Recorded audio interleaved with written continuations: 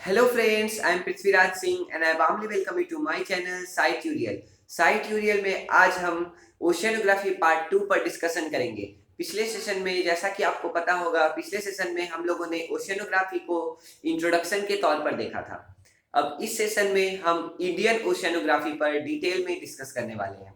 Time थोड़ा ज़्यादा लग सकता है but don't mind because oceanography is a very interesting topic and India's contribution in it cannot be neglected. So students must remember India's contribution in oceanography or oceanographic field. Okay guys, let's start without wasting time. चलिए oceanography में Indian oceanography के बारे में बात करने से पहले सबसे पहले हम आपको ये बता दें कि history of oceanography in India, Harappan age से लोग टाइडल डॉग्स बनाते थे, उनके पास टाइडल डॉग्स पाए गए हैं, आर्कियोलॉजिकल सर्वे ऑफ इंडिया ने पता लगाया है, और उन्हें डिसिल्टिंग ऑफ डॉग्स की टेक्निक भी बखूबी मालूम थी, और वो यहाँ तक कि ओशियन से रिलेटेड कुछ चीजों की जैसे सुनामी, साइक्लोन, इन सबों के रिकॉर्ड भी रखा करते थे। और जैसा कि आप सभी को पता होगा, हमने हिस्ट्री बुक में पढ़ी है कि जैसे मरीन ट्रेड हुआ करते थे, नवल अटैक्स हुआ करते थे दो देशों के बीच में, दो प्रदेशों के बीच में। तो इसका भी एक प्रूफ मिला है जो कि मैं आपके सामने दो प्रूफ रखना चाहूंगा। पर्शिया का सील, पर्शियन सील और स्टोन एंकर्स लोथल में पाया गया है। देखिए, stone anchors and Persian seals Lothal में पाया गया है, जो कि शायद महाराष्ट्र में है, आप एक बार चेक कर लीजिएगा। और इंडियन टीक मतलब इंडिया का टीक बेबीलोन में पाया गया है, जो कि फॉरेन है। फॉरेन में इंडियन टीक पाया गया है, इसका मतलब कि जरूर कुछ ट्रेड हुए होंगे जिसके कारण पर्शिया का सील लोथल में पाया गया आया होगा किसी कारणवश, और इंडिया का टीक बेबीलोन में पाया गया। अब हम आगे बढ़े तो जैसा कि ये सब हुआ, उसके बाद मैंने आपको बताया था इंडिया में ओशियनोग्राफी कैसे आया।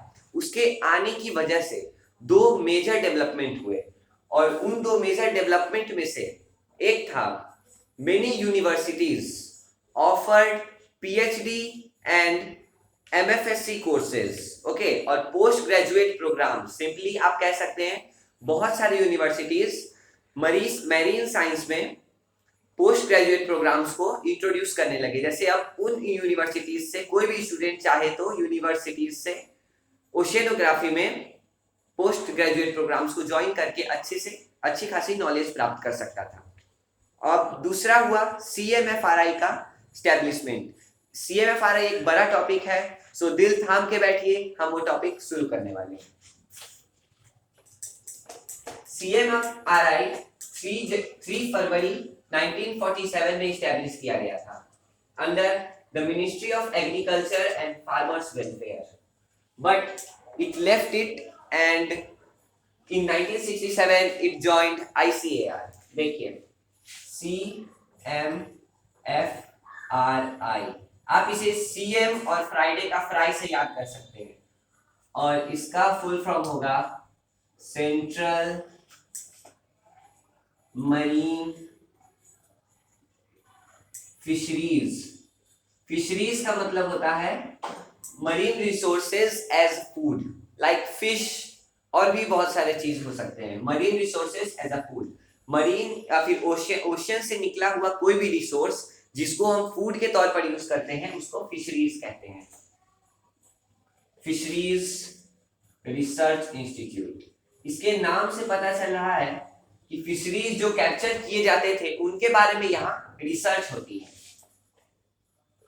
इंस्टीट्यूट, ये देखिए, ये है इसका फुल फॉर्म, इसको नोट कर लीजिए। और इसका एस्टैब्लिशमेंट हुआ था 3 फरवरी 1947 under the ministry of agriculture. मैं शॉर्ट में लिख देता हूं, मिनिस्ट्री ऑफ एग्रीकल्चर, ओके, ये है मिनिस्ट्री ऑफ एग्रीकल्चर। 3 फरवरी 1947 में इसका एस्टैब्लिशमेंट हुआ था under the ministry of agriculture. लेकिन उसके बाद 20 इयर्स लेटर मींस इन 1967 CMFRI ने ICAR को ज्वाइन कर लिया। अब मैं इसको मिटाकर ICAR के बारे में कुछ उसके फुल फॉर्म के बारे में बताना चाहूंगा। ICAR भी एग्रीकल्चर से ही रिलेटेड है, उसका फुल फॉर्म है Indian council of agricultural research. मैं ये लिख देता हूं कि आप नोट करने में आपको सुविधा होगी। ICAR को CMFRI ने ज्वाइन कर लिया था 1967 में। Indian council of agricultural research. Okay, Indian council of agricultural research, इसको 1967 में CMFRI ज्वाइन कर ली थी। अब हम आगे बढ़ते हैं। CMFRI का कंट्रीब्यूशन ओशियनोग्राफी में बहुत ही मेन है और it can not be neglected, it is the major contribution. 3 contributions हैं। सबसे पहला estimation of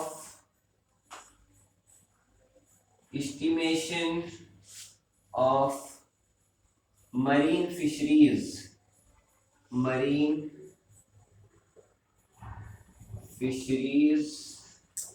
landings and effort। इस नाम से थोड़ा थोड़ा पता चल रहा है, लेकिन मैं इसको थोड़ा डिटेल में बताता हूं। एंड effort,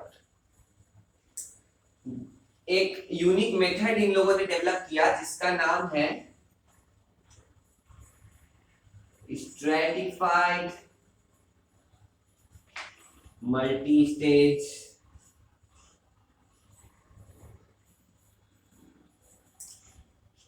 देखिए, पहले मैं बता देता हूं, फिर इस यूनिक मेथड के नाम को ऊपर अच्छे से क्लियरली लिख दूंगा।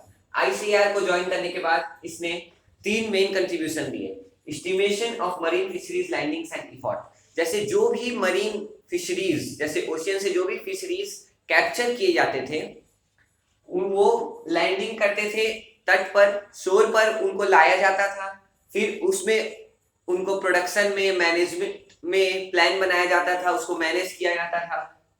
इसी का एस्टिमेशन किया उन्होंने, जैसे इस कितने नंबर्स में किए जा रहे हैं, और भी बहुत सारे एस्पेक्ट्स के एस्टिमेशन किए। और इसके लिए उनको एक यूनिक मेथड बनाना पड़ा जिसका नाम था, इसका शॉर्ट फॉर्म आप ऐसे याद कर सकते हैं, SMRSM।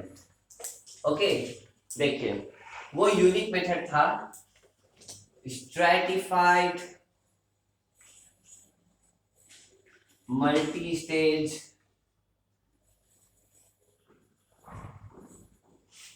Random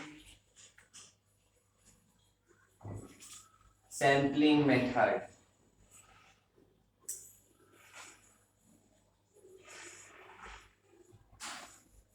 Okay, stratified multi-stage random sampling method was the unique method because of which our fisheries develop from a predominantly artisanal to a complex multi-gear multi-species। मैंने जो लाइन अभी कहा, इसका मतलब ये है कि इस यूनिक मेथड को यूज करके, जो कि हमारा फिशरीज प्रोडक्शन एंड मैनेजमेंट बहुत ही पुराने लेवल का था, बहुत ही पुराना था, उस लेवल से उठाकर इस मेथड के कारण उसे बहुत ही हाई फाई कर दिया गया, जैसे बहुत ही स्टैंडर्ड लेवल पर ले आया गया, complex multi gear multi species. Okay, अब हम आगे बढ़े तो CMFRI का ये कंट्रीब्यूशन तो था ही, उसके बाद उसने कोस्टल फार्मिंग और मैरीकल्चर में अपना रिसर्च को डाइवर्ट किया। कोस्टल फार्मिंग और मैरीकल्चर मतलब जैसे कि हम नॉर्मल फार्मिंग करते हैं लैंड पर, लेकिन कोस्टल फार्मिंग मतलब ओशियनिक रिसोर्सेज को फार्म करना, जैसे फिश, ऑयस्टर, ये सब हुए, इनको फार्मिंग करना मतलब इनकी देखभाल करना, इनको अच्छे से रखना, इसका मतलब भी फार्म होता है। तो इसका नाम क्यों पड़ा कोस्टल फार्मिंग और मैरीकल्चर, आप समझ सकते हैं। मैरीकल्चर मतलब ओशियन से रिलेटेड चीजों को फार्म करना, मैरीकल्चर। और एक नाम इसका था सी फार्मिंग। सी फार्मिंग मतलब यही कि सी से जो भी रिसोर्सेज निकलते थे उनको फार्म किया जाना। तो इसका रिसर्च डाइवर्ट हो गया sea farming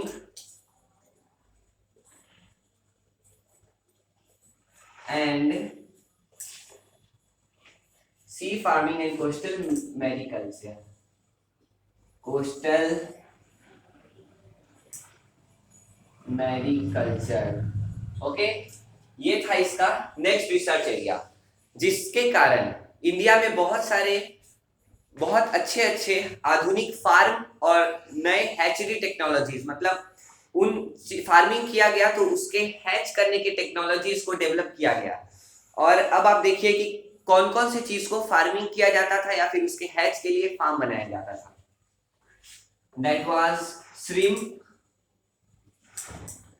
edible oyster, edible मतलब खाने वाला, मतलब जो हम खा सकते हैं, oyster, मुशेल,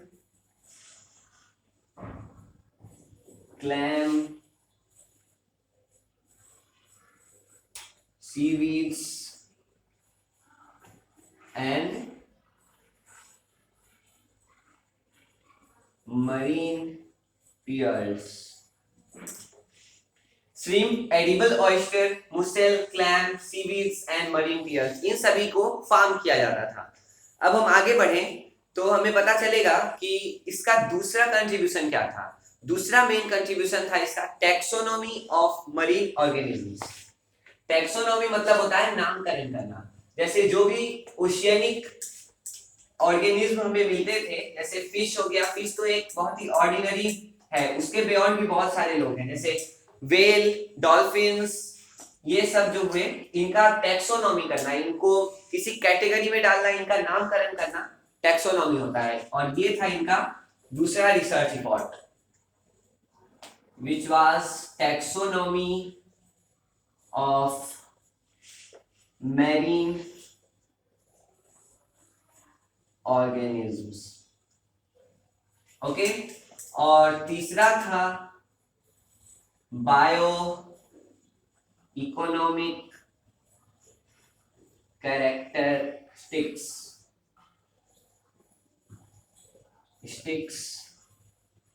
of the exploited stocks of finfish and sailfish। Okay, जैसे कि बायोलॉजिकल कैरेक्टरिस्टिक्स, मतलब इन फिनफिश और सेलफिश के बायोलॉजिकल कैरेक्टरिस्टिक्स को इकोनॉमिकली कैसे यूज किया जाए, ये था इनका तीसरा रिसर्च एरिया। अब उसके बाद देश की फ्यूचर नीड्स को देखते हुए इसने कुछ और एरियाज में अपने रिसर्च को एक्सपेंड किया, वो थे marine finfish farming. Marine finfish farming मतलब जो ओशियन से फिनफिश हम प्राप्त करते थे, उनकी देखभाल, उनको रखना, marine finfish farming. Biotechnology, biotechnology के एरिया में भी CMFRI का बहुत बड़ा रिसर्च है और होता रहेगा। और एक है बायोडाइवर्सिटी, जैसे अलग अलग जगह में बायोलॉजिकल डाइवर्सिटी, डाइवर्सिटी मतलब वेरियसनेस, जैसे कि ये एक दिल्ली है, एक आसाम है, ये दोनों अलग जगह है। ओके, तो इनमें जो बायोलॉजिकल प्रॉपर्टीज से डाइवर्सिटी देखा जाएगा, उस आधार पर, बायोलॉजिकल आधार पर जो डाइवर्सिटी होता है उसे बायोडाइवर्सिटी कहते हैं। जैसे किसी एरिया में लायन पाया जाता है, किसी एरिया में टाइगर पाया जाता है, सपोज दैट। ओके, बायोडाइवर्सिटी, ये था इसका फ्यूचर नीड्स को देखते हुए रिसर्च एरिया। और ये दोनों इसके अनदर रिसर्च एरियाज थे जिनको मैंने आपको बता चुका हूं। उसके बाद oceanographic research in our country did not stop here, it grows and grows until it joins the foreign aid development projects। मैं उनमें से एक को दिखाना चाहूंगा, इंडो नॉर्वेगियन प्रोजेक्ट,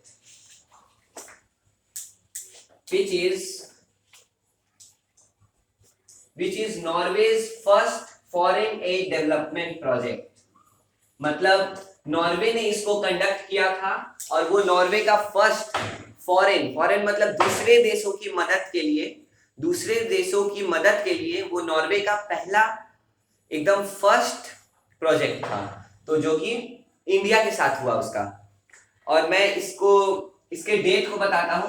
1953 में ये शुरू हुआ था इन नींदाकरा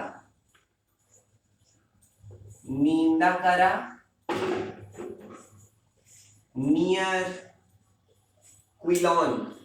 यस, क्विलोन केरला में है, केरला। ओके, मतलब इंडो नॉर्वेगियन प्रोजेक्ट, यहां मैं नाम ही लिख देता हूं, इंडो नॉर्वेगियन प्रोजेक्ट। ये प्रोजेक्ट सबसे पहले केरला में 1953 में नींदाकारा क्विलोन के पास स्थापित किया गया था। ये था मेनली केरला के जो फिशरीज थे उनके डेवलपमेंट एड के लिए, जैसे जो भी फिशरीज आते थे उसकी डेवलपमेंट में हेल्प के लिए ये प्रोजेक्ट बनाया गया था। और लेकिन इसको डिस्प्लेस कर दिया गया, जैसे ये प्रोजेक्ट ट्रांसफर हो गया, ये नींदाकारा में था, लेकिन इन 1961 इट ट्रांसफर्ड और मूव्ड टू एर्नाकुलम। एर्नाकुलम का स्पेलिंग, यस,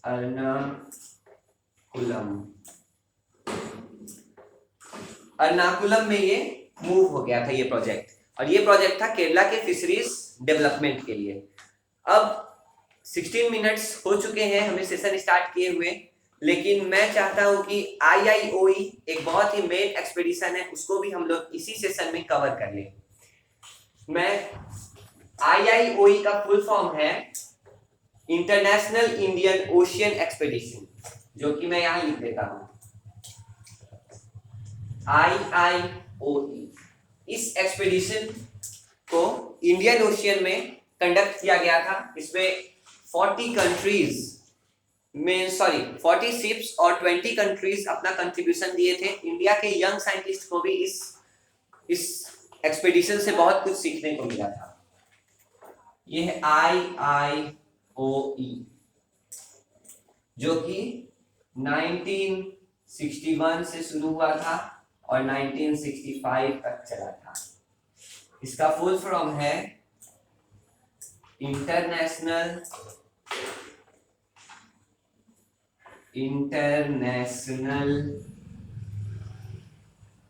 इंडियन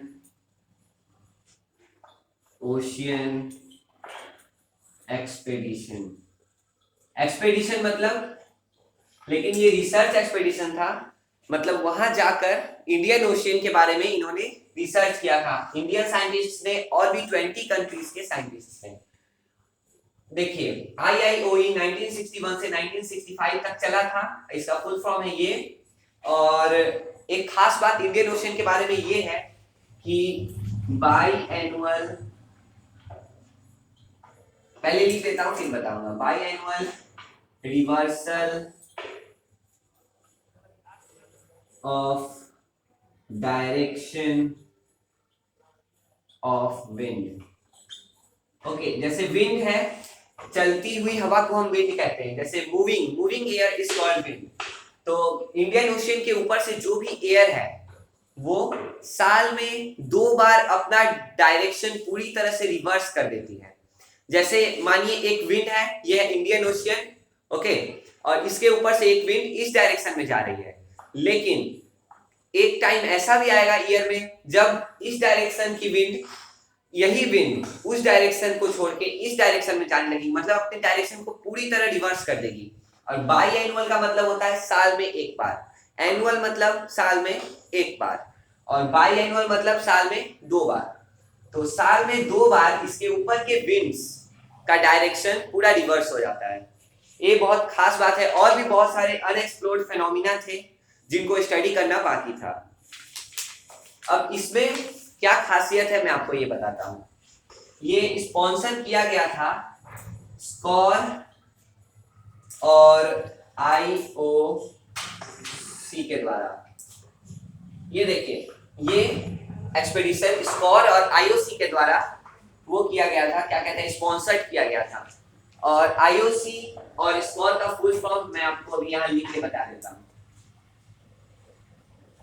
स्कॉर का फुल फॉर्म होता है scientific committee on oceanographic research. ये सभी इंडिया के नहीं है, ये दोनों जो है IOC और स्कॉर वो फॉरेन रिसर्च इंस्टीट्यूट है। SCOR scientific committee on oceanographic research, okay. और IOC का फुल फॉर्म था इंटर गवर्नमेंटल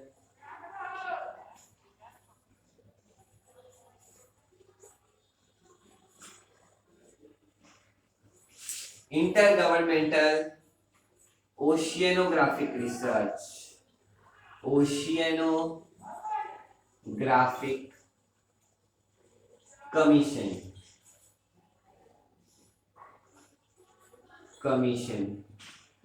इन दोनों के द्वारा ही IIOE को स्पॉन्सर किया गया था। और खास बात यह है कि इसमें 40 शिप्स और रिसर्च वेसल कंट्रीब्यूट किए थे अपना अपना, और 40 शिप्स और ये 40 शिप्स टोटल थे 20 कंट्रीज के।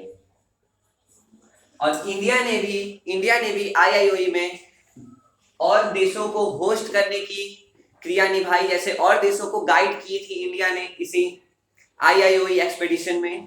और इंडिया बहुत सारे यंग साइंटिस्ट्स को गाइड किया, और इंडिया के भी यंग साइंटिस्ट को उस टाइम के अत्याधुनिक ओशियनोग्राफिक टूल्स से इंट्रोडक्शन कराया गया, उनको उनके बारे में पता चला, नए नए मेथड्स के बारे में। तो जो फर्दर रिसर्च में, इंडिया के ही फर्दर रिसर्च में बहुत ही कामयाब साबित हुआ और बहुत ही मदद मिली। अब इसके बाद वाला सेंटर है IOBC। IOBC stands for Indian Ocean Biological Center। Indian ocean biological centre, ये यूनेस्को ने फंड किया था IOBC के एस्टेब्लिशमेंट के लिए। देखिए, इंडियन ओशियन, इसी एक्सपेडिशन के बाद उन्हें लगा कि इंडिया में ऐसा इंटरनेशनल इंस्टीट्यूट होना चाहिए जहां पे मेनली इंडियन ओशियन के बारे में ही रिसर्च हो। और ये IOBC निर्माण हुआ, यूनेस्को ने इसे फंड किया था। देखिए, यूनेस्को ने इसे फंड किया था और इस्टेब्लिश हुआ था ये 1962 में। ओके, 1962 में IOBC की इस्टेब्लिशमेंट यूनेस्को से फंड के एड्स के कारण हो पाई थी। और ये जैसे जू प्लैंक्टन्स थे वो IIOE के दौरान इंडियन ओशियन से कलेक्ट किए गए थे। जू प्लैंक्टन्स, ये जू प्लैंक्टन्स को IIOE एक्सपेडिशन के दौरान इंडियन ओशियन से कलेक्ट किए गए थे। यहाँ पे IOBC ने जू प्लैंक्टन्स के सॉर्टिंग और आइडेंटिफिकेशन, मतलब उनको अरेंज करने के और उनको पहचानने के, आइडेंटिफिकेशन के लिए इनको यहाँ पे रखा गया था, और यहाँ पे ऐसी फैसिलिटी थी। और जू प्लैंक्टन ऑफ इंडियन ओशियन के जू प्लैंक्टन का बहुत ही इलेबोरेट तरीके से एटलासेस पब्लिश किए गए थे। Due to this activity IOBC was later transformed into NIO, national institute of oceanography, मतलब इंडियन ओशियन बायोलॉजिकल सेंटर। ये 1966 में 1 जनवरी 1966 में NIO में ट्रांसफॉर्म हो गया था। NIO का फुल फॉर्म है नेशनल इंस्टीट्यूट